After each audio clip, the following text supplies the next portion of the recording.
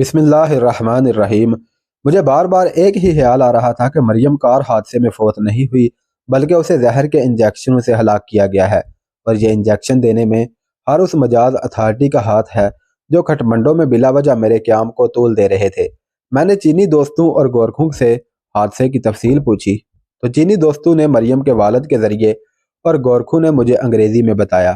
دونوں کے بیان کے مطابق چینی ساتھیوں کی گاڑی آگے تھی اور درمیان میں مریم کی گاڑی اور پیچھے ہوٹل کی وین تھی۔ ان کے مطابق سب گاڑیاں اپنی سپیڈ سے چل رہی تھی کہ ایک خطرناک موڑ کاٹتے ہوئے مریم شاید اسٹیئرنگ پر قابو نہ رکھ سکی اور اس کی گاڑی گہرے کھڈے میں جا گری۔ میرے کرید کر پوچھنے پر بھی انہوں نے کسی قسم کی تحریب کاری یا کسی دشمن کے حملے کی نشاندہی نہ کی۔ میں نے اپنی تسلی کے لیے حادثہ والی جگہ پر جا کر دیکھا۔ گاڑی کے ٹائر بالکل صحیح حالت میں تھے۔ ونڈو شیشہ اور گاڑی کے باقی شیشے کچھ سلامت اور کچھ ٹوٹے ہوئے تھے۔ ان پر گولی کا کوئی نام و نشان تک نہ تھا۔ بریکیں بھی درست حالت میں تھی۔ اگر مجھے ذرا سا بھی ثبوت مل جاتا کہ اس حادثے میں دشمن کا ہاتھ ہے تو میں بھارتی سفارتخانے اور اس کے سارے عملے کا نام و نشان تک مٹا دیتا۔ حادثے میں کسی کے بھی ملوث ہونے کا ثبوت نہ تھا۔ جھنگو کے ٹرک کا ایکسل واقعی ٹوٹا ہوا تھا۔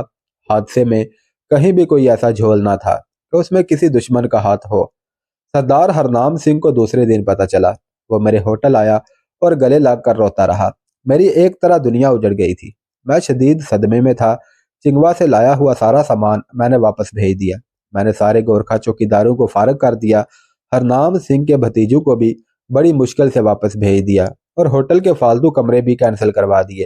میں نے چینی دوستوں کو بھی واپس بھیجنا چاہا مگر وہ مریم کے والد کو لے آئے، جس نے بتایا کہ ان کے ذمے ہے کہ جب تک آپ کھٹمنڈو میں رہیں گے یہ آپ کی حفاظت کے لیے آپ کے ساتھ رہیں گے اور وہ اس حکم کے پابند ہیں۔ میں نے مزید اعتراض نہ کیا۔ میں نے خود کو کمرے میں بند کر لیا۔ صرف چینی دوستوں اور محسن کے علاوہ باقی کسی سے نہ ملتا۔ دل گھبرانے پر اچانک کمرے سے نکلتا اور گاڑی لے کر پھول لیتا اور مریم کی قبر پر جا کر بیٹھ جاتا اور دعا کرتا رہتا۔ میرے چینی ساتھیوں نے اس کی خبر مریم کے والد کو دی تو اس نے میرے لیے قرآن پاک بھیج دیا اور کہا کہ روزانہ اس کو پڑھا کرو۔ میں نے قرآن پڑھنا شروع کر دیا۔ پھر آہستہ آہستہ اس کے پڑھنے سے مجھے سکون ملنے لگا۔ میں نے قرآن پاک کو زیادہ پڑھنا شروع کر دیا اور پھر آہستہ آہستہ پرسکون ہوتا گیا۔ جون کی 16 تاریخ تھی۔ صبح صبح مجھے پاکستانی سفارتخانے کے ملٹری اٹاچی کا فون آیا کہ مجھے آج ہی پاکستان کے لیے روانہ ہونا ہے، اس لیے اپنی تیاری کر لو اور کسی کو بھی میری روانگی کا علم نہیں ہونا چاہیے۔ میں حیران ہوا کہ نہ تو میرے محکمے نے مجھے اس بارے میں کوئی اطلاع دی ہے اور نہ ہی سفیر صاحب نے کوئی اشارہ دیا ہے، پھر میری روانگی کو پوشیدہ کیوں رکھا جا رہا ہے؟ تھوڑی دیر بعد ہی سفارت خانے کا ایک رکن میرے پاس ہوٹل میں آیا اور مجھے سفیر صاحب کا خط دیا۔ خط میں میری پاسپورٹ سائز تصویریں فوری طلب کی گئی تھی اور مجھے 3 بجے سفارت خانے پہنچنے اور اپنی روانگی کو راز رکھنے کی پرزور تلقین کی گئی تھی۔ میں نے جلدی جلدی اپنا سامان 2 سوٹ کیسوں میں پیک کیا، ہوٹل کے لاکر سے تمام رقم نکالی۔ ہوٹل والوں کے پاس میرا ابھی 2000 سے زائد ایڈوانس جمع تھا۔ 2000 کو ویسے ہی چھوڑا اور ہوٹل انتظامیہ کو چند روز کے لیے کھٹمنڈو سے باہر جانے کا کہہ کر تینوں چینی ساتھیوں کو لے کر ہوٹل سے اپنی وین میں بیٹھ کر رخصت ہو گیا۔ سب سے پہلے میں مریم کی قبر پر گیا۔ مجھ پر اتنا بڑا سانحہ گزر گیا تھا لیکن اب تک میری آنکھوں سے آنسو کا ایک قطرہ بھی نہ نکلا تھا۔ ضبط کی کچھ ایسی عادت ہو گئی تھی کہ اندر ہی اندر دم پکتا رہتا تھا، لیکن مریم سے الوداع ہوتے وقت ضبط کے سارے بندھن ٹوٹ گئے۔ آنسوؤں کی ایک ایسی جھڑی لگی کہ تھمتے نہ تھمتی تھی۔ اپنے ساتھ میں اتنے پھول لایا تھا کہ مریم کی ساری قبر ان پھولوں میں ڈھک گئی تھی۔ آخری فاتحہ کا ثواب پیش کر کے میں سیدھا شیر پنجاب ہوٹل سردار ہرنام سنگھ کے پاس گیا اور اس کے گلے ملتے ہوئے آہستہ سے اس کے کان میں کہا کہ آج میں یہاں سے جا رہا ہوں اور میری روانگی کو وہ راز میں ہی رکھے۔ محسن بھی وہیں بیٹھا ہوا تھا۔ وہاں سے اس کو بھی ساتھ لیا اور چنگوا ریسٹورنٹ چلا گیا۔ میں نے مہاجروں کے لیے پیسوں کے بقیہ لفافے مریم کے والد کو دیے کہ جانے والے مہاجروں میں تقسیم کر دے۔ محسن اور بزرگ شاعر کے لیے رکھے ہوئے پیسے 20 ہزار مریم کے والد سے لے کر محسن کے حوالے کیے اور $15,000 اور بقیہ تمام بھارتی کرنسی مریم کے والد کو دے دی اور اپنی وین بھی بطور تحفہ اسے تحریری طور پر لکھ کر دے دی۔ یہ روپیہ اور وین مریم کا نعم البدل تو نہ تھا لیکن بڑھاپے میں اس کے کچھ کام تو آ سکتا تھا۔ وہیں پر میں نے 3 لفافوں میں $5,000 رکھے۔ میرے پاس اب صرف $100 رہ گئے تھے۔ وہاں سے فارغ ہو کر ہم سیدھا سفارت خانے پہنچے۔ میں نے وین باہر ہی کھڑی کر دی اور اپنے 2 بیگ لے کر سیدھا سفیر صاحب کے پاس چلا گیا۔ وہ میرے ہی منتظر تھے۔ انہوں نے بتایا کہ کل شام انہیں نیپالی وزارت خارجہ میں بلایا گیا تھا، جہاں نیپال کے وزیر خارجہ نے انہیں بھارتی وزارت خارجہ اور بھارتی سفارت خانے کے 2 خط دکھائے تھے، جن میں یہ تحریر تھا کہ آصف علی نام سے کھٹمنڈو میں رہنے والا سویلین اور مہاجر نہیں بلکہ پاکستانی جاسوس ہے، جو بھارت میں فوجی تنصیبات کو تباہ کرنے اور کئی فوجیوں اور شہریوں کے قتل کا ذمہ دار ہے۔ اسے فوری طور پر بھارت کے حوالے کیا جائے۔ دھمکی آمیز لہجے میں ایسا نہ کرنے کی صورت میں نیپال سے تعلقات ختم کرنے اور برے نتائج بھگتنے کا مجدہ سنایا گیا تھا۔ نیپال اپنی جغرافیائی پوزیشن کی وجہ سے ہر معاملے میں بھارت کا محتاج ہے۔ اس بارے میں نیپالی وزارت خارجہ کا خط بھی سفیر صاحب نے مجھے دکھایا۔ بقول اس کے کہ نیپالی وزارت خارجہ کو اس نے بھارت کے مجھ پر لگائے ہوئے تمام الزامات کی تردید کی اور کہا کہ آصف علی ایک پرامن شہری ہے۔ دونوں ممالک کے خوشگوار تعلقات کی وجہ سے ہمارے سفیر نے مجھے 2 روز کے اندر نیپالی وزارت خارجہ کے حوالے کرنے کا وعدہ کیا تاکہ وہ خود میرے متعلق چھان بین کر سکے۔ واپسی پر ہمارے سفیر نے ایک بڑے اور پاکستان کے ہمدرد ملک کے سفیر سے رابطہ کیا اور آج مجھے کھٹمنڈو سے بحفاظت نکالنے کے انتظامات کیے۔ میرا 1 وے پاسپورٹ اور رائل نیپال ایئر لائنز کا ٹکٹ جو سفیر کی ٹیبل پر پڑے تھے، انہوں نے وہ میرے حوالے کیے۔ پاسپورٹ پر میرا نام ریاست علی لکھا ہوا تھا۔ ملٹری اٹاچی بھی اتنی دیر تک وہیں پہنچ گئے۔ ٹھیک 3 بجے دوست ملک کی سیاہ شیشوں والی سفارتی گاڑی ہمارے سفارت خانے میں پہنچ گئی۔ مجھے بتایا گیا کہ دوست ملک کے سفارت خانے کے ذریعے مجھے امیگریشن اور سامان چیک کیے بغیر جہاز میں سوار کروا دیا جائے گا۔ میں نے یہ سن کر اپنا ایئر بیگ بجائے سفارت خانے کی ڈاک میں بھیجنے کے اپنے ساتھ لے جانا مناسب سمجھا۔ سفیر صاحب، ملٹری اٹاچی اور ٹرانسمیٹر آپریٹر کے گلے مل کر میں سفارت خانے سے باہر آ گیا۔ محسن اور تینوں چینی دوستوں کو گلے مل کر چینی دوستوں کو 5-5 ہزار والے 3 لفافے زبردستی تھما کر میں کالے شیشوں والی گاڑی میں بیٹھ گیا۔ گاڑی میں ڈرائیور کے ساتھ اسی سفارت خانے کا اور میرے ساتھ ہمارے سفارت خانے کا ایک رکن بیٹھا ہوا تھا۔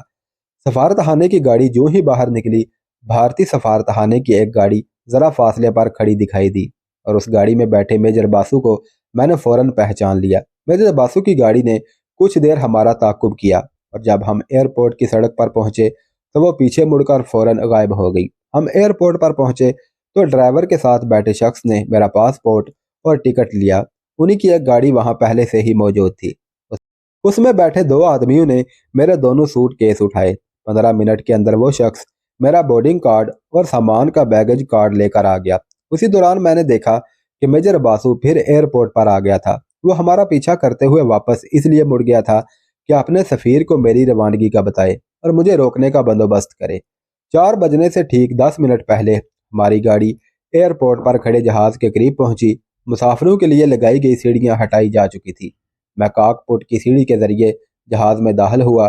گاڑی کے پاس ہی کھڑے رائل نیپال ایئر لائنز کے ملازم نے بورڈنگ پاس کا ایک حصہ الگ کیا اور مجھے دے دیا۔ جہاز کی سیڑھیاں چڑھتے ہوئے میں نے تینوں دوستوں کو الوداعی ہاتھ ہلائے۔ میجر باسو بھی آگ برساتی آنکھوں کے ساتھ کچھ دور کھڑا میری طرف دیکھ رہا تھا۔ میں نے اس کی طرف بھی دیکھتے ہوئے زور زور سے ہاتھ ہلا کر بائے بائے کہا اور ایک ہوائی بوسہ بھی اچھال دیا۔ فلائٹ نے ٹھیک 4 بجے رن وے پر دوڑنا شروع کر دیا۔ میں کھڑکی کے ساتھ والی سیٹ پر بیٹھا ہوا تھا۔ جہاز فضا میں بلند ہو گیا۔ اس کی منزل بینکاک تھی اور مجھے بینکاک سے پاکستانی سفارت خانے سے کراچی کا ٹکٹ لینا تھا۔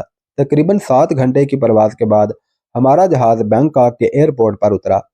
رات میں نے نیکا ڈورا ہوٹل میں بسر کی۔ اگلے روز پاکستانی سفارت خانے گیا۔ انہیں میری آمد کی اطلاع پہلے ہی مل چکی تھی۔ 2 روز بعد مجھے PIA کی فلائٹ کا کنفرمڈ 1 سائڈ ٹکٹ دیا گیا۔ کراچی پہنچا تو سیڑھیوں کے ساتھ ہی میرے محکمے کا ایک افسر اور چند جوان کھڑے تھے۔ ان کی میت نما حراست میں ہم اگلے روز لاہور پہنچے، جہاں مجھے CMH میں ایڈمٹ کر دیا گیا، جہاں علاج کے ساتھ ساتھ بڑے شریفانہ انداز میں اور دوستانہ ماحول میں دہلی، بمبئی اور کھٹمنڈو سے بھیجی گئی رپورٹس کی روشنی میں انٹیروگیشن کی گئی۔ 19ویں روز مجھے آلوکے کا مجدہ سنا کر گلے لگا لیا گیا۔ اسی روز ہم بصیر پور کے لیے روانہ ہو گئے، جہاں سیف ہاؤس کے ایک سیل میں وہ غدار کورئر قید تھا جس نے مجھے DMI کے ہاتھ پکڑوایا تھا۔ مجھے زندہ سلامت دیکھ کر وہ خوف سے کانپنے لگا۔ سیل سے کافی دور نہر کے کنارے پر اسے ہماری طرف پشت کر کے کھڑا کر دیا گیا اور مجھے ایک ریوالور دے کر کہا گیا کہ ساری گولیاں اس کے جسم میں داخل کر دو۔ میں نے ریوالور ہاتھ میں پکڑا اور اس کی طرف سیدھا کیا، مگر مجھ سے فائر نہ ہو سکا۔ حالانکہ میں انتقام اور غصے کی شدت میں تھا، مگر پھر بھی مجھ سے گولی نہ چل سکی اور میرا ریوالور والا ہاتھ نیچے جھک گیا۔ میں اپنے ساتھی افسر سے کچھ کہنا ہی چاہتا تھا کہ ہمارے ساتھ آئے دو مسلح جوانوں کو افسر نے اشارہ کیا اور ان دونوں نے اس پر گولیوں کی بوچھاڑ کر دی۔ وہ غدار وہیں ڈھیر ہو گیا۔ اس کے بعد اس کی لاش نہر میں بہا دی گئی۔ اگلے روز ہم اسلام آباد پہنچے، جہاں مجھے کلاس اے سرٹیفکیٹ اور انعام سے نوازا گیا اور 3 ماہ کی رخصت دی گئی۔ میں جتنے ہتھیار، گیس سلنڈر، زہریلی سوئیاں ساتھ لایا تھا وہ گورنمنٹ پراپرٹی کہہ کر مجھ سے لے لی گئی۔ اسلام آباد سے ہی میں نے اپنے گھر اپنی آمد کی تار بھیج دی تھی۔ گھر پہنچا تو والدہ نے گلے لگائے رکھا۔ وہ میرا سر، ماتھا، چہرہ ایسے چوم رہی تھی جیسے ماں اپنے شیر خوار بچے کا چومتی ہے۔ میرا بیٹا شجاع، جس نے میری روانگی کے وقت پہلی بار مجھے ابو کہہ کر پکارا تھا، اب سکول جانے لگ گیا تھا۔ میری بیوی نے میرے متعلق سب کچھ جاننے کے باوجود مجھ سے اتنا عرصہ دور رہنے کے شکوے اور پھر خانگی جھگڑوں اور اپنی معصومیت اور بے گناہی کی داستانیں سنانا شروع کر دی، حالانکہ میری والدہ نے ایک لفظ بھی اس کے بارے میں نہیں کہا تھا۔ 10-12 روز میں ہی میں اس ماحول سے گھبرا کر راولپنڈی چلا گیا اور اپنے کالج دور کے دوستوں کے ساتھ اپنا غم غلط کرنے کی کوشش کرنے لگا۔ 3 ماہ کی رخصت کے بعد میں نے اپنے دفتر حاضری دی تو مجھے راولپنڈی اور لاہور میں ایسے مشن سونپے گئے جیسے کسی ایم اے کے اسٹوڈنٹ کو پرائمری کلاس میں بٹھا دیا گیا ہو، اور میں نے ملازمت سے استعفیٰ دے دیا اور بڑی مشکل سے 3 ماہ کی جدوجہد کے بعد مجھے میڈیکل گراؤنڈ پر ریلیز دے دی گئی۔ 1 سال تک ملک سے باہر جانے پر مجھ پر پابندی رہی۔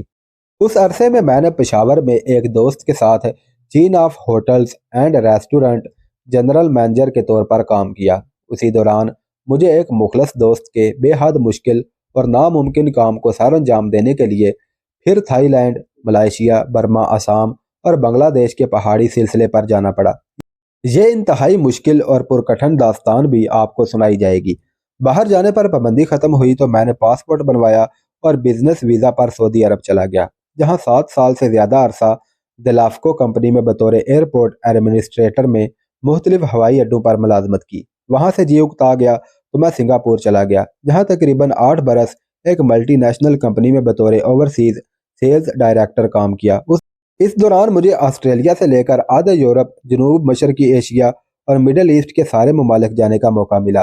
خانگی کینسر جب لا علاج ہو گیا تو 99 میں میری اپنی بیوی سے قانونی طور پر شرعی علیحدگی ہو گئی۔ بھارت سے واپسی کے بعد میرا دوسرا بیٹا وقار پیدا ہوا۔ 94 میں میری والدہ انتقال کر گئی۔ والدہ کو والد کی قبر کے ساتھ دفن کر دیا۔ بیٹوں کی ذمہ داری چونکہ مجھ پر تھی، لہٰذا میں سنگاپور سے بار بار پاکستان آنے لگ گیا اور پھر ایسی لمبی چھٹی لی کہ آج تک واپس نہیں گیا۔ 1976 کے آغاز میں میڈیکل ریلیز پر اپنے محکمے سے فارغ ہوا اور پشاور میں اپنے ایک دوست بابر خان کے پارک ہوٹل کے علاوہ راولپنڈی، نتھیا گلی، ایبٹ آباد کے علاوہ دیگر ہوٹلز اور ریسٹورنٹ میں بطور جنرل مینیجر جاب شروع کی۔ میں نے یہ جاب بوجہ مجبوری اور گھریلو ضروریات کی وجہ سے کی تھی۔ گھریلو حالات ابتر تھے تو کچھ نہ کچھ تو کرنا تھا۔ بھارت اور کھٹمنڈو میں دشمنوں کو جہنم واصل کرنے والا اب ہوٹلوں اور ریسٹورنٹ کے باورچی خانوں میں ہانسا ماؤں سے یہ پوچھتا پھرتا تھا کہ 50 مرغیوں کے 300 ٹکڑے 280 آرڈر میں کیسے ختم ہو گئے، 20 کلو گوشت سکڑ کر 12 کلو کیسے رہ گیا، سٹور میں چائے کے 20 ڈبوں میں سے 3 ڈبے چوہے کیسے کھا گئے، نہ تو چائے کا ایک ذرہ چھوڑا اور نہ ہی ڈبوں کا ایک ٹکڑا۔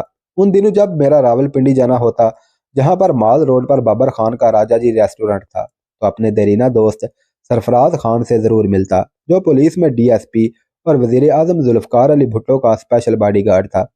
راجہ سرفراز سے ملنے میں ایوب پارک راولپنڈی میں وزیر اعظم ہاؤس میں جاتا تھا، جہاں پر اونچی دیواروں اور کڑے پہروں میں ہونے والی بہت سی محلاتی سازشوں کا پتہ چلا۔ سکوت ڈھاکہ کے بعد پہلی سمٹ کانفرنس میں اندرونی طور پر کیا ہوا، بنگلہ دیش کو بطور آزاد ملک کیوں تسلیم کیا گیا، یوگنڈا کے صدر ایدی امین اور لیبیا کے صدر کو بنگلہ دیش کو آزاد ملک تسلیم کرنے کے لیے پاکستان نے کس طرح مجبور کیا اور اپنی ناراضگی کو دور کرنے پر بھی مجبور کیا گیا، فلسطینی صدر یاسر عرفات کو کیوں مجیب الرحمان سے ہاتھ ملانے پر مجبور کیا گیا۔ الغرض بہت سی اندرونی باتوں کا مجھے پتہ چلا، کس طرح بھٹو اور مجیب نے مل کر انڈیا کو انوالو کر کے پاکستان کو 2 لحد کیا۔ اب میرا ان لوگوں سے سوال ہے جو بھٹو کو عظیم لیڈر اور بھٹو زندہ ہے کا نعرہ لگاتے ہیں کہ آیا بھٹو زندہ ہے یا عظیم لیڈر ہے۔ میرے اپنے ذاتی خیال کے مطابق ایک غدار جو 1971 کے الیکشن مجیب الرحمان سے ہارا اور پھر ملی بھگت سے اپنی حکومت بنانے کے لیے پاکستان کو 2 ٹکڑے کروایا، وہ ایک حقیر اور غدار تو ہو سکتا ہے، عظیم اور زندہ نہیں ہو سکتا۔ بڑے شرم کی بات ہے ان لوگوں کے لیے جو بھٹو کو اپنا آئیڈیل مانتے ہیں اور آج بھی اس کے خاندان کے تلوے چاٹتے ہیں۔ یوگنڈا، لیبیا اور فلسطین کے صدروں کو بنگلہ دیش کو بطور آزاد ملک تسلیم کروانے والا یہی غدار پاکستان ذوالفقار علی بھٹو ہے۔ اور بھی بہت سی اندرونی باتوں کا پتہ چلا جس سے یہ ثابت ہو گیا کہ مجیب اور بھٹو کا پاکستان کو 2 لحد کرنے میں نمایاں کردار تھا۔ مختصر ترین الفاظ میں یہ دونوں عوامی لیڈر اکھنڈ بھارت کے بہت بڑے کردار تھے اور پاکستان کو 2 لحد کر کے اپنی کامیابی کی طرف پہلا قدم بڑھا چکے تھے۔ ان کا دوسرا قدم پاکستانی اور بنگلہ دیشی افواج کو رسوا کرنا اور ان کے جذبہ حب الوطنی کو کچلنا تھا۔ دونوں ممالک کی افواج کو جب ان کے جذباتی تقاریر سے عوام کو بے وقوف بنانے اور ان کے پیچھے چھپے ناپاک عزائم کا پتہ چلا تو یہ دونوں اپنی ہی افواج کے ہاتھوں ذلیل ہو کر کیفر کردار تک پہنچے۔ فوج چاہے کسی بھی ملک کی ہو، اپنے ملک کے اندرونی دشمن کو کبھی معاف نہیں کرتی۔ میں وزیر اعظم ہاؤس میں داخل ہوتا تو آنکھوں سے پردے ہٹ جاتے۔ وہاں پر پاکستان اور عوام کے خلاف ایسے ناپاک عزائم اور سازشیں تیار کی جاتی۔ بچے کھچے پاکستان کی بنیادوں کو چوہے دن رات کھوکھلا کرنے میں لگے ہوئے تھے اور محب وطن پاکستانی اس سیلاب وطن فروشی، خود غرضی، بے حیائی اور بدکماشی کو دونوں ہاتھوں سے اپنی عزت سنبھالے خاموشی سے گزرتے ہوئے دیکھ رہے تھے۔ اسی میں اتنی سکت نہ تھی کہ ایک قدم بھی آگے بڑھائے۔ وزیر اعظم بھٹو نے اپنے تحفظ اور مخالفین کو کچلنے کے لیے فیڈرل سیکیورٹی کے روپ میں گنڈوں کا ایک گروہ تشکیل دیا ہوا تھا جو احتجاج کی ہلکی سی آواز نکالنے والے کو راتوں رات اٹھا کر غائب کر دیتے تھے اور پھر ان اٹھائے جانے والوں کا مقدر گمنام قبریں ہوتی تھی یا پھر مظفر آباد اور آزاد کشمیر کے دلائی کیمپ کی صعوبتیں اور لاہور شاہی قلعہ کی زیر زمین کال کوٹھڑیوں میں تحقیر اور ظلم و ستم کا نہ ختم ہونے والا سلسلہ۔ انتہا یہ کہ استاد دامن جیسے فرشتہ صفت انسان اور بے ضرر شاعر سے ہینڈ گرنیڈ اور پستول برآمد کر کے اور حکومت کے خلاف بغاوت کا جھوٹا مقدمہ بنا کر انہیں پائے زنجیر کر دیا گیا۔ ایسے ہی کٹھن اور مشکل حالات اور دنوں میں مجھے راجہ سرفراز کا فون آیا اور مجھے راول پنڈی فوری آ کر ملنے کا کہا۔ سرفراز سے میری بڑی بے تکلفی والی دوستی تھی۔ پہلے تو میں اس کے بلانے کو ایک مذاق سمجھا کہ ہرن پارٹی میں شمولیت کا ہی کہے گا، لیکن جب سرفراز نے کہا کہ یہ ایک مذاق نہیں، اگر فوری آ کر مجھے نہ ملے تو تمہیں اٹھوا لیا جائے گا، تو میں بھی سنجیدہ ہو گیا کہ معاملہ گڑبڑ ہے۔ سرفراز نے کہا کہ فون پر انڈر آبزرویشن لگی ہونے کی وجہ سے وہ تفصیل نہیں بتا سکتا، لہذا اس کے راول پنڈی پہنچنے پر اسے بتا دیا جائے گا۔ اور پھر فیصلہ ہوا کہ میں راول پنڈی پہنچ کر اسے راجہ جی ریسٹورنٹ میں آ کر ملوں۔